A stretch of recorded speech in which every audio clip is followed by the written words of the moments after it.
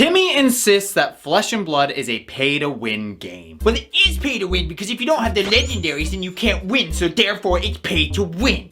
Timmy, let me be real honest with you, bud. You could have all the legendaries in the world, and you still aren't going to top an event. Now, before you eviscerate me, allow me to explain. You see, Flesh and Blood is a game of skill. Sure, there is some variance, and yes, a lot of the times the legendaries are a bit better than the common and majestic counterparts. But they are not the be-all, end-all for this game, not even a little bit. For example, I recently put out a video on budget classic constructed decks, and I actually played the Phi and Dorinthia decks against a friend of mine who was using his fully tuned decks with all the legendaries. Now, by Timmy's logic, I should have had zero chance of beating my friend. We're both at about equal levels of competency with the game, and my decks had zero legendaries. But we sat down, we started to play, and I absolutely obliterated him, crushing him beneath my heel and asserting my dominance as the alpha Flesh and Blood player. But yeah, I beat his fully tuned builds with the budget decks. See, the thing about Flesh and Blood is it is a game that is very easy to learn and very, very difficult to master. And because when compared to other games, Flesh and Blood has a considerably low amount of variance, the skill level of the players is far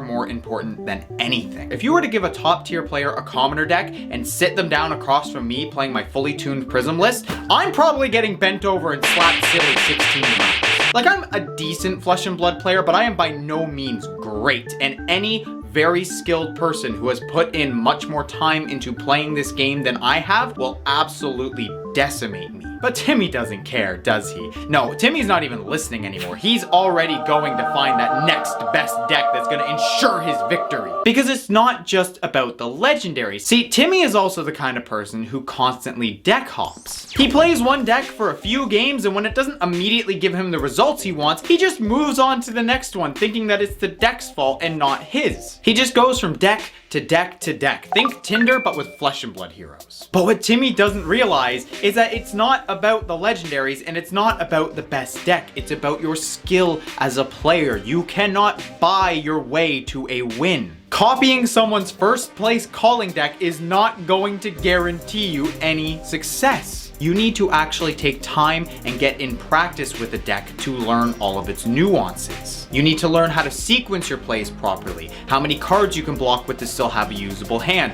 what cards to arsenal so you can set up for a blowout turn, etc. And you can't learn any of that with just a few games. It'll take dozens at the very least. And if you still think that getting in the reps and practice isn't the most important thing and you can just buy your way to victory, then explain Mansant. Mansant is the guy who is known for playing Levia. Freaking Levia, one of the worst Flesh and Blood heroes to date. But he has spent so much time and attention on this deck that I guarantee you he could probably beat a majority of Flesh and Blood players, even if they're playing the absolute best deck. Like, Levia is normally an absolute joke, but in his hands, it's more like a weapon of mass destruction. But he is focused entirely on that one hero, practicing every little build that he can come up with, practicing all of his matchups time and time again, learning them all like the back of his hand so he can skillfully navigate his way through any match. Timmy is the guy who constantly looks for the deck that he can buy that will just guarantee him a victory. He doesn't want to take the time and energy and practice into actually getting good at the game. He just wants to buy some cards and get that immediate satisfaction without any of the effort. Meanwhile, Mansant over here is proving that you can win even while playing one of the worst heroes in the game.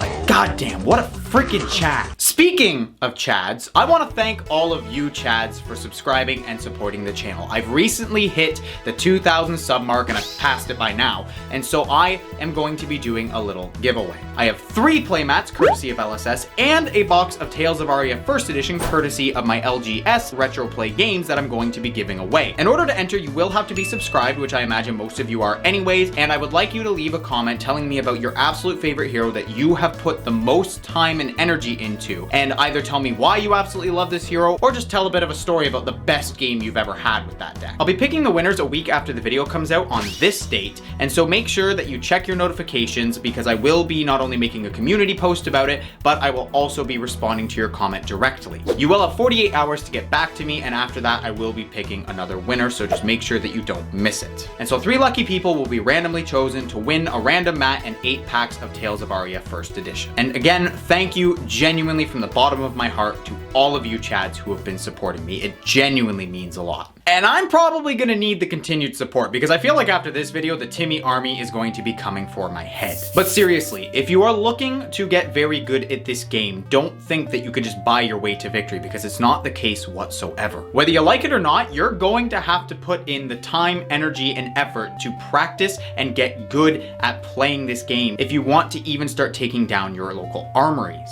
There's no quick, easy solution to be had, no tips or tricks, and no uber powerful deck that just by playing you're guaranteed a top spot. Becoming good is going to take time and a lot of it. So just relax and aim to improve little by little with every game that you have. Before long, you'll find that all of those small improvements have accumulated to making you a much better player, and you will get a lot more success that way. Remember, my friends, reject the Timmy mindset.